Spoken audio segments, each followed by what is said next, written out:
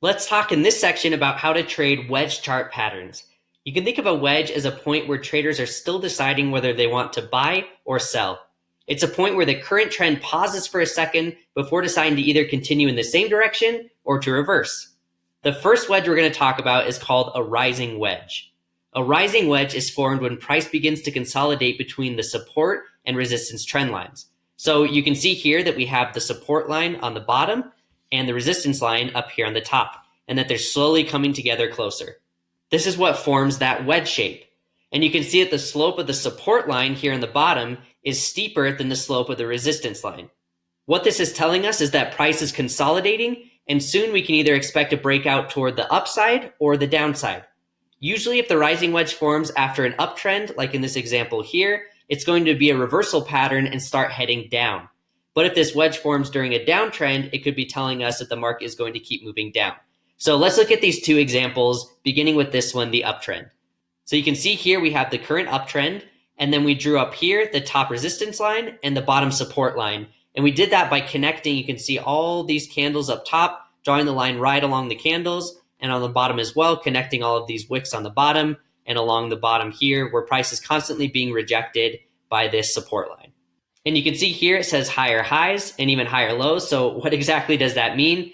You might hear that terminology thrown around once in a while. So higher highs means that the market's coming up here and then back down. And then the next high is even higher than the past one. So you can see each time the high is getting higher than the previous high. So they're higher highs, right? And then even higher lows. You can see here that we have the low and that the low is higher, the low is higher. So every time the market comes down, the low is higher each time, right? So what happened next in this example? Well, price broke to the downside because after that consolidation period right here, traders decided to be short rather than long. So it broke past this support trend line and continued down. So to trade this, you could have put a sell stop order right here that would trigger once it breaks below the support trend line, and that would get you in a sell trade, or you could simply watch the market and press sell once you see the breakout. And then for the take profit, a pretty good distance is usually about the height of the wedge that you can see here. So we have the exact same height here. So you could put your take profit down here or use a trailing stop loss as well if you wanted to. Now let's look at another example, but in a downtrend, like you can see here. So we have the same support line here and resistance line that we drew, which forms this wedge shape. Once again, we have the higher highs and the higher lows. And then let's see what happened. In this case, the price broke on the bottom side and continued the downtrend.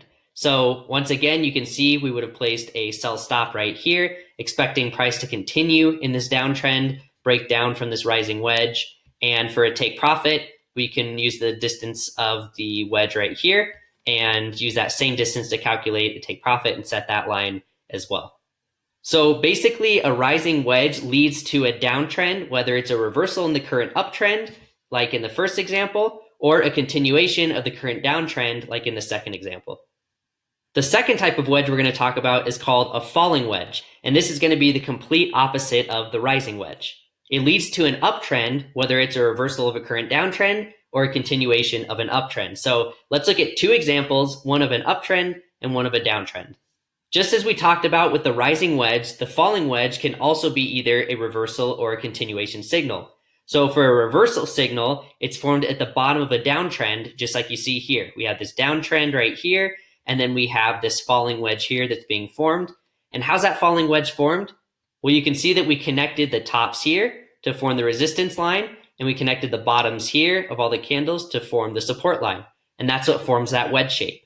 And you can see here that we have lower highs and lower lows. So each time that the market's dropping, the next high is lower. And for the lows, every time that it drops to the low side here, you can see that it gets lower every single time as well. So what happened next? Boom, price broke that resistance line here and broke to the upside and continued to shoot up. And you can see that had we used here the distance of the wedge for a take profit, we definitely would have hit our take profit and then some more after that. So in this case, for example, we would have set our buy stop right here, expecting the market to break this resistance line and shoot up this way. And had we put our buy stop here, automatically would have gotten into a buy right here, or you could have clicked the buy button if you were watching the market, of course, and you would have caught all this profit here. Now let's take a look at an example where the falling wedge serves as a continuation signal. A continuation signal of a falling wedge is formed during an uptrend, and it implies that the same upward price action is going to continue. You can see that price was moving up very quickly here, and then it consolidated for a bit during this falling wedge. And this means that the buyers are just pausing to catch their breath and are going to resume strong soon. So let's see what happened. There you have it. Price broke out above this resistance line and continued up this way. So if we had placed an entry order above the falling wedge around here, we would have been able to catch all of this on the breakout. A good take profit, once again, would be the same height as the wedge, as you can see here. And you can see that we would have taken our profit right here. So you can also use, like I said, a trailing stop to hopefully catch more of this price movement.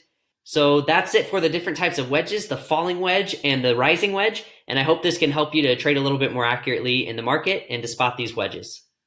Hey, thanks so much for watching. Make sure you join our free Discord channel to get access to all the cheat sheets and a bunch of other cool bonuses.